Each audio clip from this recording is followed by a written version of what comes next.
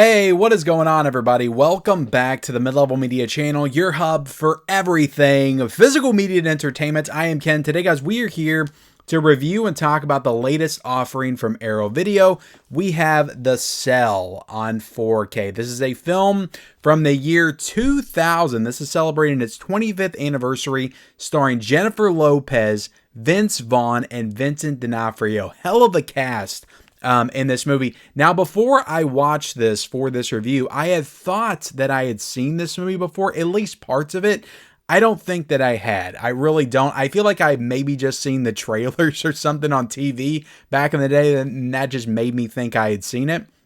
But we're going to dive into the movie, guys. We're going to talk about the transfer also. There's controversy surrounding this release also, and we're going to get into that. We're going to talk about that. We're going to address that in the video here today. We're going to talk about sound, special features, do an unboxing as well. Before we get into it, hit the subscribe button if you haven't already. That's very important, guys. If you want to support the channel and help me out, hit that subscribe button, okay? We talk about physical media. You'll love it. All that stuff there behind me. Every single day, hit that subscribe button, hit the like button. That also helps me out. And then comment down below, guys. What's your thoughts on The Cell? Is this a movie that you remember fondly from 2000? I don't remember, I remember this movie coming out, but I really just don't remember anybody talking about it, at all. Or for the past, 25 years, nobody's really talked about this. This is really one of those cases where the 4K got announced and then everybody came out of the woodwork and said The Cell's awesome. But what are your thoughts on it? Let me know in the comments section below. Okay, let's talk about the movie first, guys, because I just watched the movie, okay? So I want to talk about it for a little bit, and then we'll get into the transfer. Okay, calm down, okay? It's all right. Some people get upset when I go on and on and on about the movies and all that kind of stuff, but we're going to get to the transfer in a second and the controversy. There's actually a lot to dig into with this release, so I'll be brief.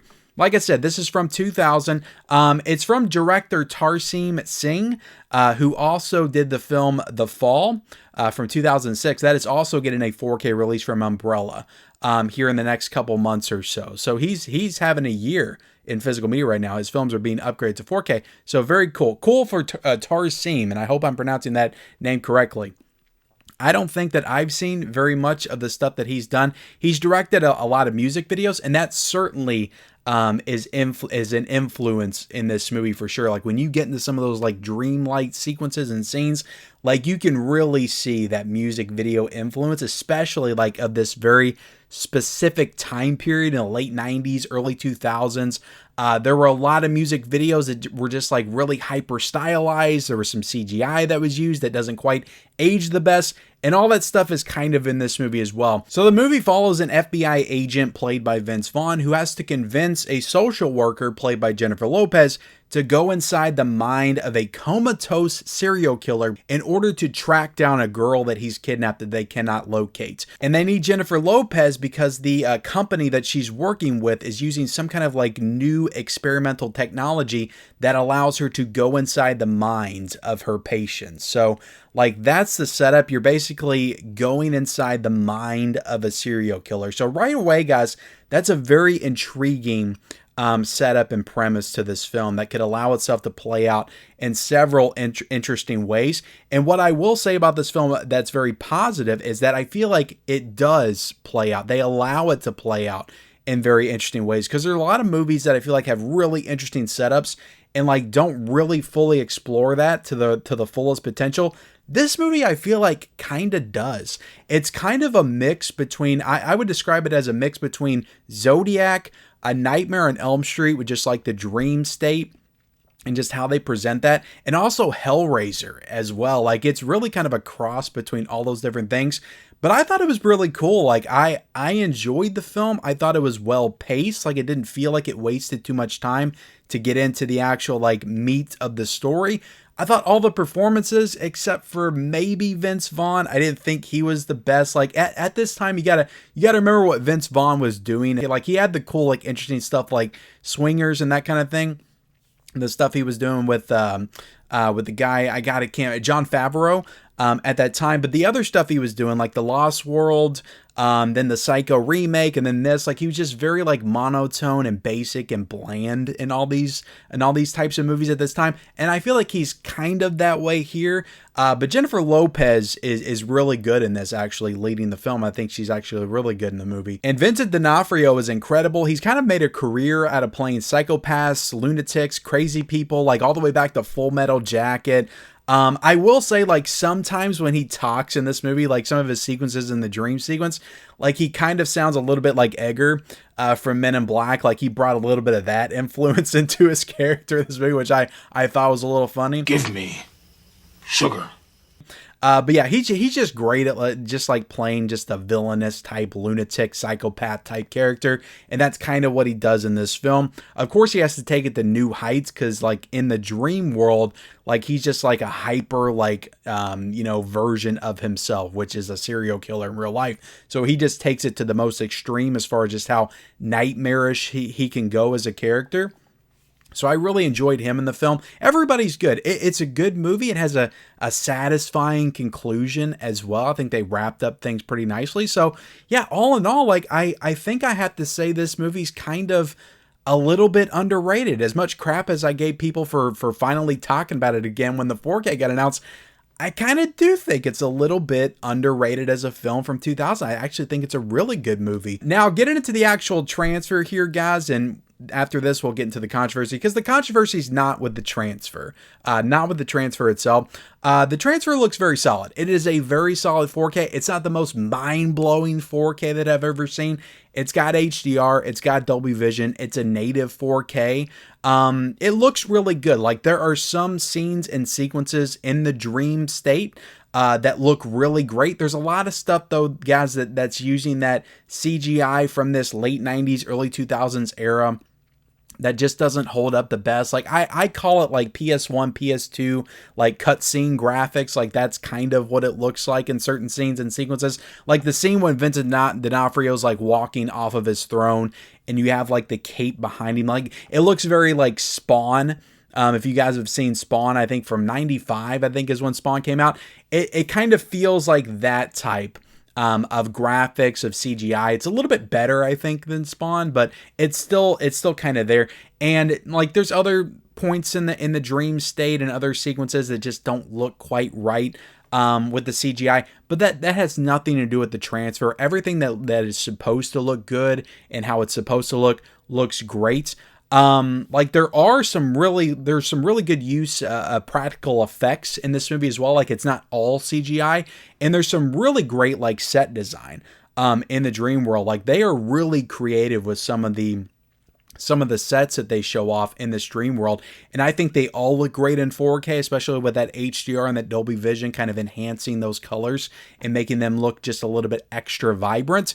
So I appreciated that. Now, all the stuff in the real world, like it looks really good as well. There's some really good detail, up close shots on the faces, like just some really good detail on the faces that you can notice for sure. Now, I will say, I do not have the Blu-ray, and there is a Blu-ray that came out. I don't know who released, I guess Warner Brothers, because their name's on the side right there. I don't have the Blu-ray, so I don't know how this compares to the Blu-ray. Maybe it's a small upgrade, maybe it's a massive upgrade. I don't know, but what I can tell you just watching the 4K, it looked good. I was satisfied with the 4K presentation. Again, not the most mind-blowing 4K that I've ever seen, but it's a nice 4K. Now, another cool thing about this release, and this kind of will lead us into the controversy, is you have the theatrical cut and you have the director's cut on 4K. So both cuts are on 4K. The director's cut's about 2 minutes longer. I did not watch the director's cut initially. I just got a thing with watching films for the first time. I cannot watch the director's cut first. Like I have to watch it the way the film was originally presented when it came out, the theatrical cut. So I always watch that first when it's a first time watch. But I did watch pieces of the director's cut to kind of get a glimpse of the controversy, which again, we'll talk about. It's very cool they included both of those because people are always calling out, why these labels don't put out both versions of the film in 4K. And Arrow Video did it with the cell. You have both theatrical cut and the director's cut, both on 4K. Now, getting into the controversy, guys, and I got tipped off, on this, I think about 2 weeks ago. Somebody told me about another channel. I think it's, I think it's Twin Flicks is the other channel that first like broke this and talked about this on his channel. But somebody kind of tipped me off about how there was a moment in the director's cut on 4K, not the theatrical cut. The theatrical cut is fine on 4K. So I had like no issues at all watching this on 4K for the first time. It was only when I watched the director's cut. But on the director's cut in 4K, there is a scene at about the 15-minute mark that repeats itself. And the way it does it is very kind of jarring and awkward because you have this scene where Jennifer Lopez is laying in bed and she's watching like a cartoon or something on TV, and it kind of just pans down her blanket and then kind of morphs into the sand dunes. It's basically like going from like reality to like a more like dreamlike place. So it does that kind of just like, you know, panning over the blankets into the desert, and that's like what it's supposed to be. But in the repeated scene, like it starts with Vincent D'Onofrio and he's kind of like looking at the tape of one of his victims that he caught. And then it kind of transitions into that just kind of, you know, a panning of the blanket and the sand dune. And then it does it again, but it's not supposed to do that. So you're hearing like the stuff that's going on in the Vincent D'Onofrio scene while you're seeing this play out as well. And also, you don't see Jennifer Lopez laying in bed like you do on the theatrical cut. Like it just goes straight into that pan, that slow pan down the blanket into the sand dune, and then it repeats it again. And you don't get to see that initial scene with her laying in the bed watching the cartoon. So it's a pretty big screw up by Arrow Video, and it is something that you're going to notice when you watch that for sure. I honestly don't see like how you could miss that, like if you're really paying attention to the film. So it is a very noticeable mess up on the director's cut section of this, which is unfortunate because we'll get into the rest of this release, guys. Otherwise, like this is just such a great release, and it's unfortunate that we had this like, you know, small screw up that is very noticeable. It's small, yes, but it's a very noticeable screw up for sure. It's not like some kind of like little sound cue thing that's messed up and maybe you're going to notice it, maybe you're not. Like this is something that you are going to notice when you watch a director's cut if you're really paying attention to it. So that's unfortunate for sure. I assume that Arrow Video is investigating this, and soon they're going to put out some kind of a disc replacement program. Getting into the sound here, guys, you have a DTS HD Master Audio 5.1. You also have the LPCM 2.0 tracks on this. It sounds good overall. My only issue, I'm not sure if it's like an issue with this release or if it's just an issue with just the way the film was made. But because of the dreamlike like atmosphere and aesthetic that they're going for, the filmmaker was going for, there's certain like dialogue that's difficult to hear like in the dream world. Like there's other dialogue too that's kind of difficult to hear when the girl's like inside the glass and she's talking, but you're like outside the glass. So they're kind of going for the effect of you can't hear her very well because you're outside the glass and she's inside the glass. So there's other stuff like that in the movie as well, where the dialogue, like you can tell they're trying to do something, you know, with the filmmaking and trying to be like artsy with it and kind of like put you in like different like perspectives, you know, sound wise. And I respect that. That's cool and all, but I couldn't understand like what the actual actors were saying in certain parts. So I honestly think that's just a part of how the film was made. I don't think it's an actual audio issue, but it is something I wanted to point out because it is kind of difficult to hear some of the actors at certain points in the movie. Now, getting into the actual unboxing here, guys, you know, I think the artwork on the cover here is okay. You know, I get what they're going for after watching the movie, and then we'll kind of flip to the back. But, you know, I would much prefer the artwork that's on the inside, which we'll take a look at here in a second. But you got the synopsis right there if you want to read that. You got all the stuff that's on all the discs right there, all the details, special features, all that good stuff. And then you got the specs down there at the bottom. Take it out of the slipcover. Now this, I think, would have made a better, you know, cover to your slipcover. I think this would have made a better slipcover than this. I just think it's a more appealing image right there with the purples and the different colors. I think it's really cool. So I don't know why they chose to like do this on the cover versus this. I can't honestly tell you. But on the back right there, you got the writing, all the same information that's on the back. Open it up. You have the two discs. So you have the theatrical cut and the director's cut on 4K on this disc. And then you have the alternate cut, which we'll talk about here in a second with the special features that's on this disc. And then you also have a booklet on the inside, just some information on the film, all kinds of good stuff in there. And then you also get a poster in here. Bam. Bam. And yeah, some good stuff here, guys. And then you flip the artwork. It's got reversible artwork. And you have the original poster of The Cell with J-Lo on it, which I honestly, like, this is probably the best like cover that you could have went with. This is an awesome poster. Let's get into the special features, guys.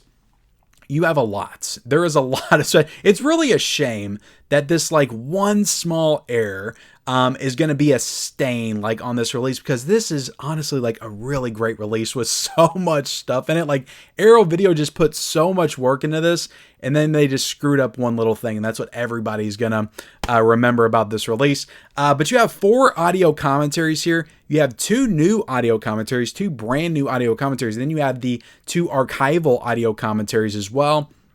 You have a new hour-and-a-half interview with the director Tarsim Singh. It's an hour and a half. It's a feature-length interview with the director. So that is awesome. That is awesome. Now, honestly, guys, I did not watch the entire interview, okay? I did not watch the entire interview. I watched about a half hour of it, but it's a really great interview. And if you want to like go in depth into like how the movie was made from his perspective, which he's the filmmaker, like you're going to get the most knowledge from the filmmaker.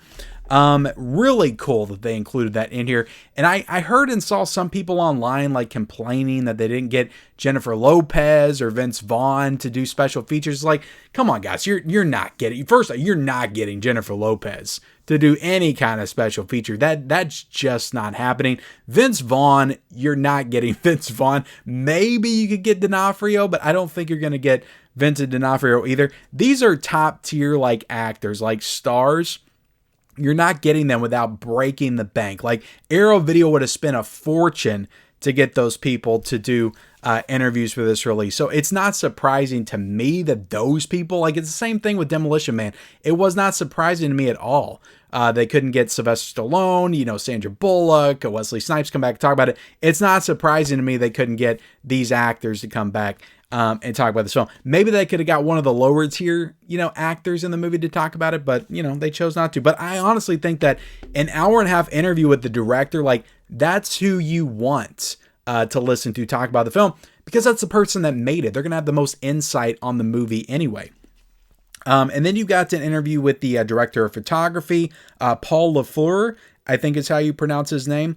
But that's a really good interview. It's a nice lengthy interview as well. Now getting into disc 2, guys, you have a previously unseen version of the theatrical cut of the film presented in 1/78:1 aspect ratio, which is a more full screen aspect ratio with an alternate grading. And this is from a 2K master prepared by the director of photography, Paul LaFleur. So apparently this is a version of the film that he worked on himself and actually made in HD. Like he graded it and finished it in HD before HD was really even a thing. He did this back in 2000 or like maybe 1999, like right before the film came out.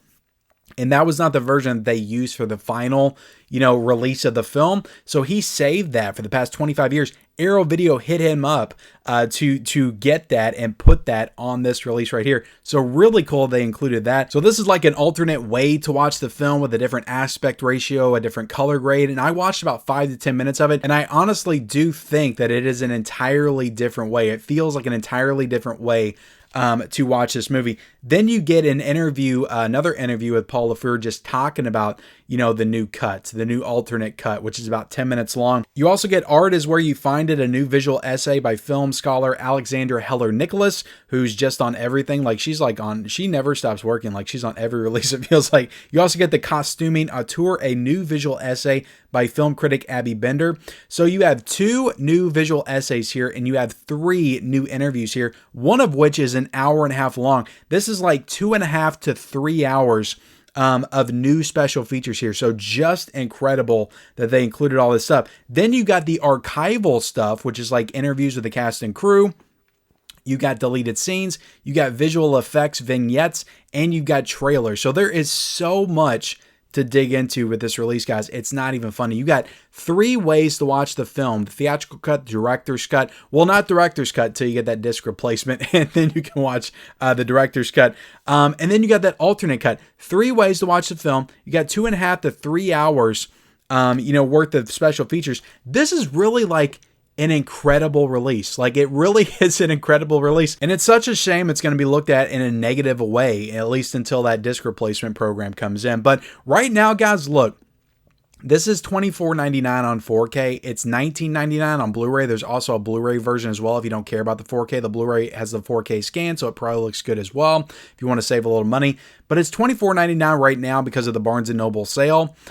Honestly, like, I really feel like they're going to put that disc replacement program in place. I know some people out there, like, you don't want to get this until it's in place, and I completely understand that. But I honestly recommend that if you want this, maybe get it now at the cheaper price point, and then you'll get that disc replacement, because who knows what the price is going to be in a couple of months when it goes back up. It could go back up to like $35, $40, and then they do the disc replacement program and you get the better disc, but you would have got it anyway, I think, at the lower price. But thank y'all so much for watching my review of the Cell on 4K. I will go ahead and link the 4K and the Blu-ray down below if you want to pick it up. Like, comment, subscribe to the channel if you haven't already. Turn on those bell notifications for all future videos, and follow me on all my social media accounts. Those links are down below in the description, and we'll see you next time.